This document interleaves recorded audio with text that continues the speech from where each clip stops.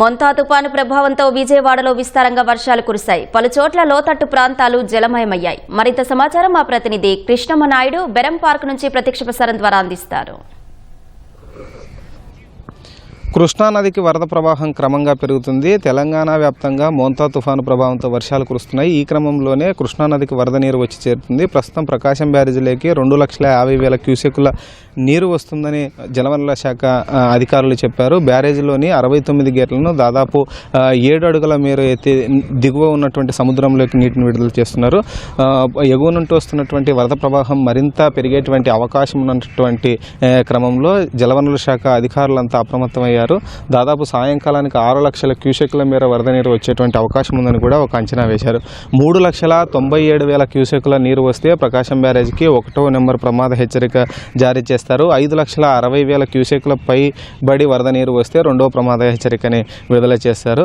ఈ రోజు మధ్యాహ్నం 3 గంటలకి 1వ ప్రమాద హెచ్చరిక విడుదల చేసేటువంటి అవకాశం ఉందని కూడా జలవనరుల శాఖ అధికారులు చెప్తున్నారు. మొత్తానికి ఈ కృష్ణా నదీ పరివాహక ప్రాంతంలో ఉన్నటువంటి ప్రజల్ని ఇప్పటికే అప్రమత్తం చేశారు. నదీ ప్రవాహం ఉన్నటువంటి చోటకి ప్రజలెవరూ వెళ్ళకూడదని, ముఖ్యంగా రైతాంగం ఎవరూ కూడా పంట పొలాల వైపు, కృష్ణా నది ఉన్నటువంటి పంట పొలాల వైపు ఎవరూ వెళ్ళకూడదని కూడా ఇప్పటికే ఆదేశాలు జారీ చేశారు. ఆయా గ్రామాలలో ఇప్పటికే రెవెన్యూ సిబ్బంది అప్రమత్తమయ్యారు. దండోరా వేసి, చాటుంపి వేసి కూడా ప్రజలని అప్రమత్తం చేస్తూ ఈ కృష్ణా నదికి వచ్చేటువంటి ఫ్లడ్ పైన అవగాహన కల్పిస్తున్నారు. ముఖ్యంగా అవనిగడ్డ, నాగాయలంక ప్రాంతాలలో ఎక్కువగా దీని ప్రవాహం ఉంటుందని చెబుతున్నారు. ఆ ప్రాంతాలలో ప్రభావం ఉన్నటువంటి ప్రాంతాల్లో ఇప్పటికే కృష్ణా జిల్లా కలెక్టర్ బాలాజీ కూడా ఒక సమీక్ష సమావేశం నిర్వహించి అధికారులను అప్రమత్తం చేశారు. ముఖ్యంగా మోంతా తుఫాను ప్రభావం గత 2 రోజులు ఉమ్మడి కృష్ణా జిల్లాలో ఎక్కువగా ఉండేది. వర్షాలు కూడా భారీగా కురిశాయి. ఇప్పటికే చాలా వేల ఎకరాల్లో పంట నష్టం జరిగింది. దీనిపైన కూడా చంద్రబాబు నాయుడు ఇప్పటికే అధికారులకు, వ్యవసాయ శాఖ అధికారులకు ఆదేశాలు జారీ చేశారు. పంట నష్టం పైన నివేదిక ఇవ్వాలని కూడా కోరారు. మరోవైపు కృష్ణా నది పరివాహక ప్రాంతంలో ఉన్నటువంటి పంట పొలాలు మరోసారి మునిగేటువంటి అవకాశం ఉందన్న క్రమంలో రైతులు ఆందోళన వ్యక్తం చేస్తున్నారు. అయితే రైతులు ఎవరు కూడా అభద్రతకు లోను కాకూడదని కూడా ప్రభుత్వం నుండి ధైర్యం కల్పిస్తున్నారు. ముఖ్యంగా మనకు తెలంగాణలో ఉన్నటువంటి ఎక్కువ ప్రాంతాల నుండి కూడా మనకు వరంగల్తో పాటు ఖమ్మం ప్రాంతాల నుండి ఎక్కువగా వరద నీరు వస్తుంది. ఎగువనున్నటువంటి పులిచింతల ప్రాజెక్టు నుండి దాదాపు 4,90,000 క్యూసెక్ల నీరు కృష్ణా నది ద్వారా ప్రకాశం బ్యారేజీలోకి వచ్చి చేరుతుంది. అటు సాగర్ నుంచి కూడా దాదాపు 3,50,000 క్యూసెక్ల నీరు ప్రకాశం బ్యారేజీలోకి వస్తుంది. ఈ ప్రాజెక్టులో వస్తున్నటువంటి నీటి యొక్క ప్రవాహాన్ని ఎప్పటికప్పుడు ప్రకాశం బ్యారేజీ దగ్గర ఉన్నటువంటి జలవనరుల శాఖ అధికారులు అంచనా వేస్తున్నారు. ఎప్పటికప్పుడు ఉన్నతాధికారుల నుండి సమాచారం తీసుకొని అందుకు తగ్గట్టుగా ప్రజలను అప్రమత్తం చేస్తున్నారు. ప్రకాశం బ్యారేజీకి ఉన్నటువంటి మైలవరం నియోజకవర్గం, ఇబ్రహీం మండలం పరిధిలో ఉన్నటువంటి కొంత లంక గ్రామాల ప్రజలను కూడా ఇప్పటికే అప్రమత్తం చేసి ఏదైనా అనుకోని పరిస్థితి ఏర్పడితే అందుకు తగ్గట్టుగా ఏర్పాట్లు ఇప్పటికే పునరావాస కేంద్రాలని ఏర్పాటు చేసినట్లు ఎన్టీఆర్ జిల్లా కలెక్టర్ లక్ష్మీషా తెలియజేశారు. లక్ష్మీషా కూడా కాసేపటి క్రితమే మున్నేరు వాగుకి అధికంగా వరద నీరు వస్తుంది. దాదాపు 1,10,000 క్యూసెక్ల నీరు మున్నేరు ద్వారా వచ్చి కృష్ణానదిలోకి చేరుతుంది. మున్నేరు ప్రధానంగా వరంగల్ జిల్లాలో పుట్టి ఖమ్మం జిల్లా గుండా ఆంధ్రాలోకి ఎంటర్ అవుతుంది. ఆంధ్రాలోకి జగ్గయ్యపేట, వత్సవాయి మండలంలో ఎంటర్ అవుతుంది.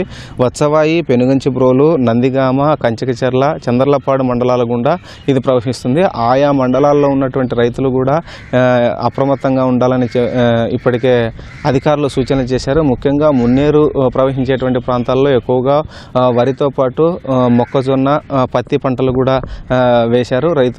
ఆయా రైతులు కూడా ఎవరు కూడా ఆ నదీ పరివాహం ఉన్నటువంటి ప్రాంతాలకు వెళ్ళకూడదని చెప్పారు. పోలంపల్లి ప్రాజెక్టు దగ్గరికి నిన్న కలెక్టర్తో పాటు సిపి రాజశేఖర్ బాబు వెళ్ళారు. ఆ ప్రాంతాలను పరిశీలించారు. ఆ ప్రాంతాల్లో ఉన్నటువంటి పరిస్థితులను కూడా ఉన్నతాధికారులకు తెలియజేశారు. ఈరోజు కూడా సిపితో పాటు కలెక్టర్ ఆ ప్రాంతాలను పరిశీలించడానికి వెళ్ళారు. అక్కడ ఉన్నటువంటి రైతాంగంతో పాటు స్థానిక ప్రజల్ని అప్రమత్తం చేసి వారికి ఏవైనా అవసరం ఉంటే అక్కడ ఉన్నటువంటి రెవెన్యూ సిబ్బందితో పాటు మిగిలినటువంటి అధికారులతో సమన్వయం చేసుకొని అవసరమైనటువంటి అన్ని చర్యలు చేపట్టాలని తెలియజేశారు. ఇకపోతే ముఖ్యంగా విజయవాడలో చూసుకుంటే విజయవాడలో బెరం పార్కు దగ్గర ఉన్నటువంటి టూరిజం ప్రాంతం అన్నది ఈ ప్రాంతంలో అతి ముఖ్యమైనది. బెరం పార్కు నుండి భవానీ ఐలాండ్ చూసేందుకు ఎక్కువగా పర్యాటకులు వస్తుంటారు. కార్తీక మాసం సందర్భంగా ఇక్కడ టూరిజంకి సంబంధించి కార్తీక మాసం సందర్భంగా వనభోజనాలు కూడా భవానీ ఐలాండ్లో ఏర్పాటు చేశారు. భవానీ ఐలాండ్లో ఏర్పాటు చేసినటువంటి కార్తీక వనభోజనాలకు రావడానికి అయితే ఈ వరద ఉధృతి ఎక్కువగా ఉండడంతో బోట్లని తాత్కాలికంగా నిలిపివేశారు. అయితే దీని గురించి మనతో మాట్లాడడానికి బోట్ మేనేజర్ నాగరాజు ఉన్నారు. సార్, బోట్లు నిలిపివేశారు ప్రస్తుతం, అయితే ఎప్పుడు మళ్ళీ రీఓపెన్ చేసేటువంటి అవకాశం ఉంది? జలవనరుల శాఖతో ఎలా అప్రమత్తమై చర్యలు తీసుకుంటున్నారు? నమస్కారం అండి.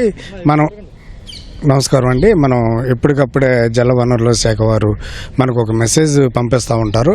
అంటే ఏ టైంలో ఎన్ని లక్షల క్యూసెక్లు వెళ్తుందని ప్రస్తుతానికి 2,50,000 నడుస్తుందండి. ఈ కారణంగా తాత్కాలికంగా ఒక 2 days వరకు మనం బోటింగ్ ఆపడం జరిగిందండి. బరం పార్క్ నుంచి ఐలాండ్కి వెళ్ళి బోట్లు మనం నిలిపివేయడం జరిగింది. కాబట్టి ఇప్పుడు మళ్ళీ ఫ్లడ్ తగ్గిన తర్వాత ఈ వచ్చి వరద నీళ్లు మన ప్రవాహం తగ్గిన తర్వాత కానీ మనం ఇవ్వలేమండి.